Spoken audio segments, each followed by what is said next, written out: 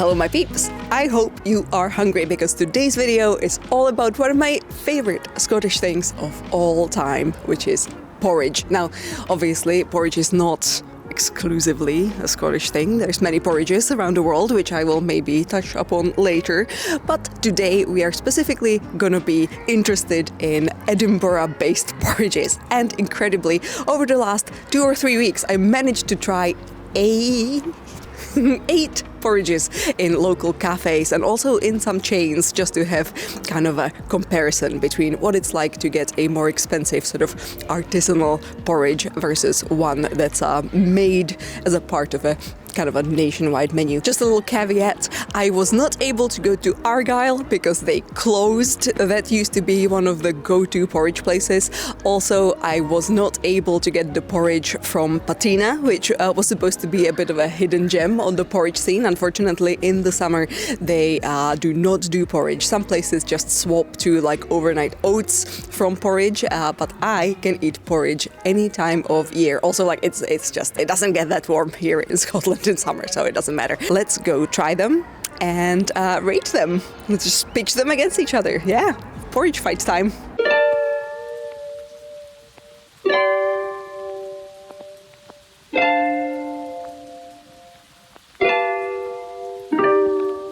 Let us start at a bit of a current Edinburgh local darling, Disposition. This is a lovely cafe with a floristry workshop and a great pantry store. I recommend it for hot chocolate as they work with the amazing Glaswegian bare bones, and also for lunch toasties or picking up some gifts for your friends. Their menu changes up every season. Here are their Black Forest and Marmalade porridges from the winter menu, and here's the current special, a white chocolate, lemon curd, house-made marshmallow fluff and lemony biscuit porridge.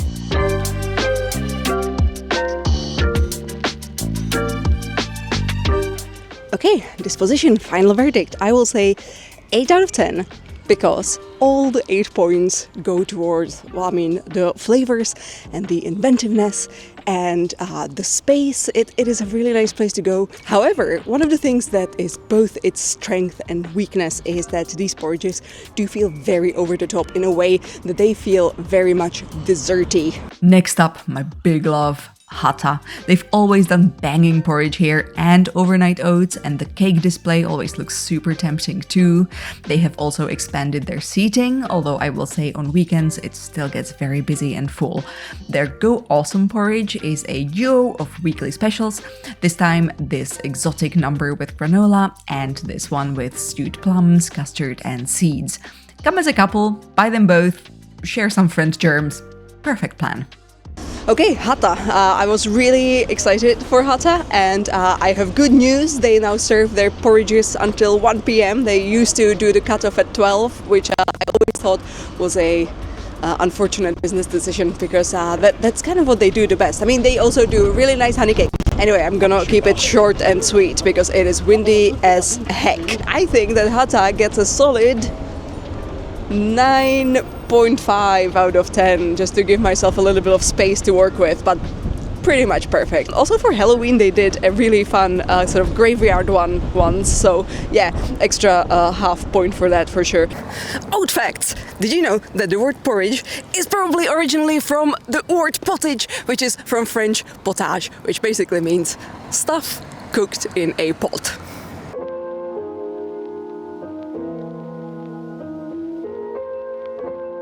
Walking up from Hata, you might miss this great little cafe on Broughton Street.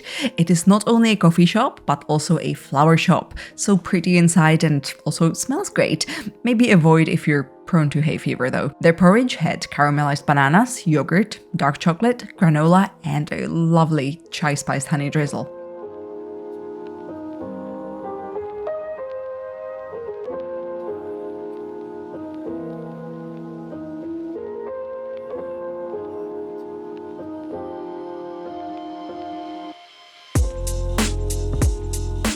Store. So that was kind of a I guess a dark horse, definitely a newcomer on the porridge scene here, which is great because like we lost Argyle and clearly we also lost the porridge over at Patina, so it's good to include a place that serves porridge here in Edinburgh city centre that maybe not that many people know about. And honestly, I think that this coffee shop in general, I don't see that many people going in there or posting content from there. But it is beautiful, you could see like the setting, it's so pretty. I'm gonna give this porridge, I would say 8.5 out of 10. I think that it has a great potential. Unfortunately, the granola was a little bit overbaked to the point where it was getting a bit bitter. Otherwise, I'm really curious to see what else they add to their porridge menu in the future, and I will definitely be back.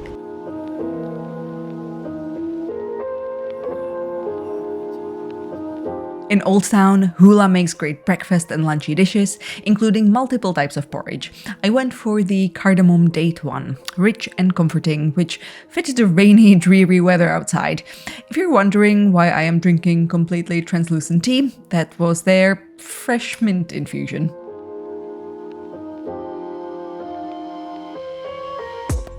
Hula. Hula is a place where I always like to go. I don't go nearly often enough. I did not realize that their porridge was also almost £10 now, but I think that that's understandable considering where they're located, which is basically, Grassmarket. It was really nice. It was quite interesting. There was a lot of it. It was quite sort of chunky. It wasn't as sort of creamy, the porridge base. It had quite a lot of like bite to it, which, some people I know prefer. The date paste was nicely seasoned. There was almost like a savouriness to it from all the spices, and obviously it was also sweet. There was like a bit of those like ground nuts and a dollop of mascarpone, which normally wouldn't be my choice. I would prefer yogurt, but that's just a question of preference. And I think that for that reason, I would give them 7 out of 5. Continuing to muscle through the whole weather situation, let's go to a place where you're gonna go full Jurassic Park and spare no expense. Yes, Ante, a cafe sitting right under their sister wine bar here at the top of Leith Walk. The menu is exciting, the prices are somewhat eye-watering, but we have all collectively agreed that it is a special treat and we will not go without the occasional seasonal coffee invention or a £6 pastry. This was the first day of their new seasonal porridge with lavender macerated strawberries, white chalky custard and macadamia granola.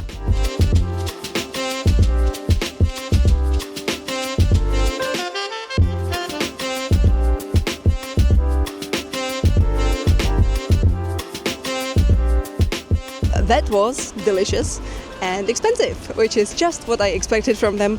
They never let me down on the food front. They are the sort of place that you go to experience that sort of almost Scandinavian approach to cuisine that Edinburgh is starting to be really good at. But it is like Noma-esque pricing also. So as much as I love the sort of exciting quality of unexpected flavors, and it is very well balanced, it is delicious. So like on that front it would get 10 out of 10, but it is very expensive and it's almost £10, and I would probably need like 2 of those to feel actually satisfied. So for that reason I'm gonna give it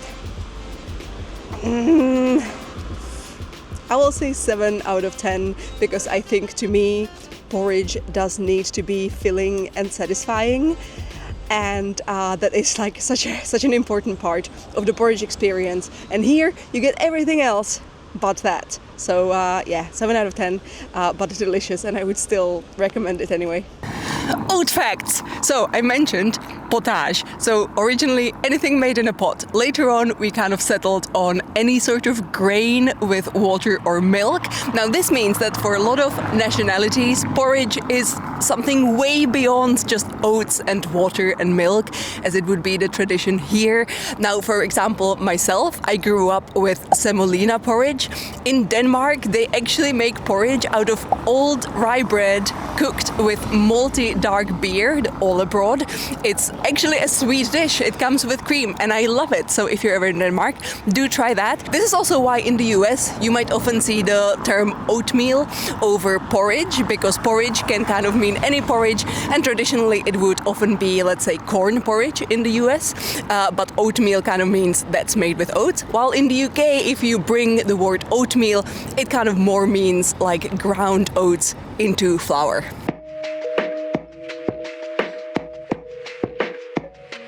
I thought I would also pop into Loudons, as in winter they had really nice porridge on. Alas, for the warmer months they have changed it up with overnight oats. These were the recipe with salted caramel, chia seeds and whipped cream, but the current summer menu features a pot with raspberry puree and yogurt.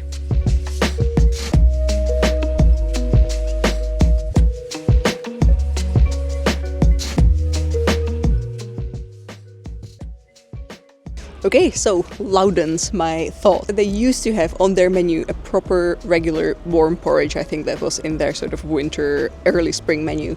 And now they're doing these overnight oats, which kind of makes me feel like I shouldn't give them a rating because like that's not quite the same thing as the other porridge. However, I will say that the overnight oats were really tasty. Kind of think, if you've ever been to M&S, they do those sort of like overnight oat porridges. Wow, it was a loud bird. My favorite little overnight oat porridge pot from M&S is the salted caramel one with cocoa nibs. This was like a posher version of that, but obviously it's like double the price. So yeah, Loudons is expensive, but usually everything I get there is very tasty. So if you are a fan of overnight oats, I would recommend trying that. And I thought, why not also test out some of the chainy porridges? First, you're not gonna believe this, but this was actually my first time at a Wetherspoons. This is a nationwide chain of essentially discount beer and affordable food pubs, and I was intrigued by the £2 porridge, which is apparently new on the menu. I think on its own, the porridge would be kind of sad and small, so I also got the yogurt bowl with fresh fruit, and I have to say that for a fiver altogether, actually this did serve as an excellent breakfast or mid-morning snack. Would not risk the coffee here though. And of course you're gonna be enjoying your fiber-rich meal alongside 3 different stag do groups. Okay, so I think that was actually kind of a pleasant surprise. I think that was a perfectly serviceable porridge. I think that on its own it wouldn't be quite enough of a portion for an enjoyer of porridge like me, but for that price, I mean, you can just order 2. All the fruit was really sweet and fresh. The ambiance not perfect. One more thing I'm going to say, the porridge actually isn't sweetened on its own, so you could also order something like egg and bacon and sausage and make a savory porridge, which is delicious. So maybe I'm going to do that next time. I think that would be a really fun breakfast or like a mid-morning snack.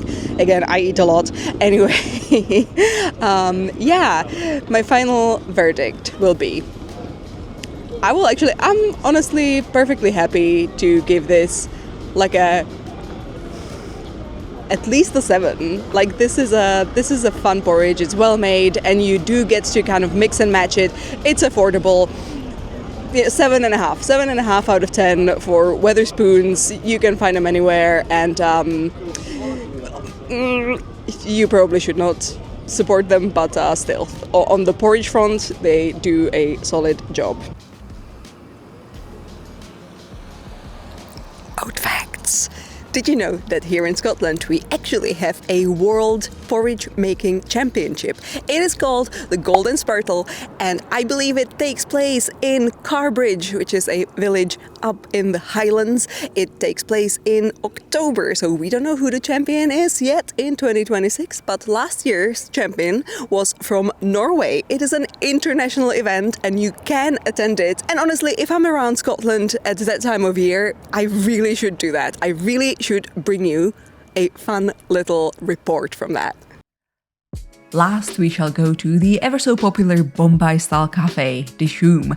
Now, it's a bit of a cheat because I did not go to the Edinburgh Dishoom, but the Glasgow one. But I've been to both before, so you just have to trust me that the interiors and the staff are lovely and thoroughly enjoyable in both. Dishoom is pretty popular for their breakfast menu, but I don't recall if I've ever tried their date and banana porridge. It is lightly spiced, well-sized, sweet and satisfying, and also bottomless. So if you're a hungry person, this actually becomes a pretty good way of carb loading.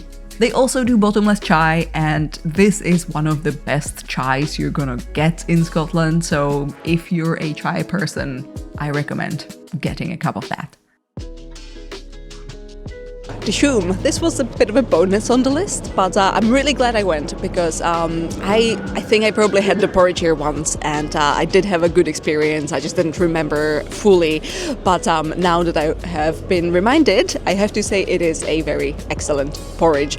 There's quite a lot of it. I did like how they actually put some effort into the toppings looking nice. The dates give it kind of a sticky toffee pudding vibe. I would recommend if you're a porridge lover, then Dishoom is gonna take a good care of you.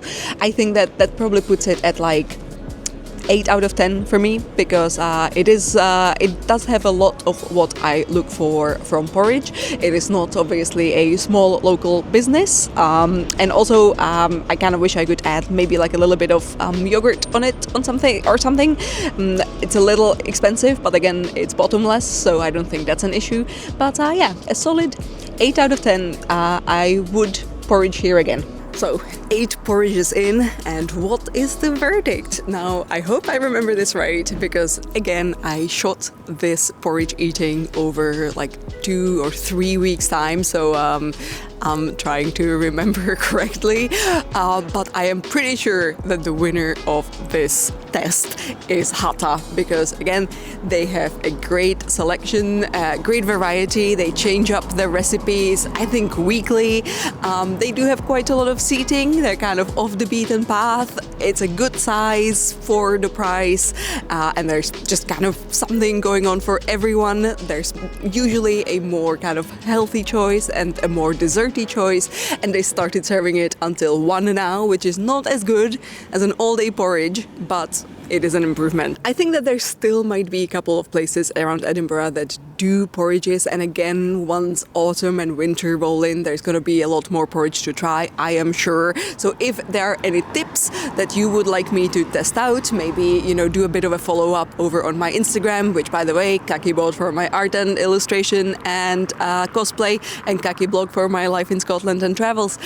Do let me know in the comment section. If you're interested in more content from moi, you can head on over to Patreon, where at this point I believe there's more than 20 bonus videos published. There's a lot of content that's kind of focused on places that you might not know about around Scotland, little day trips, kind of more specialized stuff, days out in Edinburgh and Glasgow that are more built around what I do as a local. So yeah, if you're into doing a bit more of a deep dive, and also you want to support me in what I do and help me pay for all of these oats, then I will very much appreciate it. Yeah, this is the address. There's a lot of good stuff to be unlocked for a very reasonable price there. That's it from me for now. I am very energized by all this delicious complex carb action, and I shall see you soon. Thank you for watching. Bye.